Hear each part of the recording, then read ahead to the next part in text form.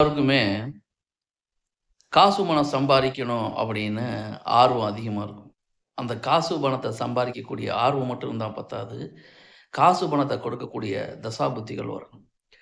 ஒரு ஜாதகத்தில லக்னத்துக்கு 2 குடையவன் தசாபுத்தி, லக்னத்துக்கு 10 குடையவன் தசாபுத்தி, லக்னத்துக்கு 11 குடையவன் தசாபுத்தி, லக்னத்துக்கு 6 குடையவன் தசாபுத்தி. ஆக லக்னம் லக்னாதிபதிக்கு 2, 6, 10, 11 இந்த தசாபுத்தி காலகட்டங்கள் நடக்கும் பொழுது, எந்த வகையிலாவது ஜாதகருக்கு பணம் வந்து கொண்டே இருக்கும் அப்படிங்கிறதுல கொஞ்சம் கூட சந்தேகமே வேணாம்.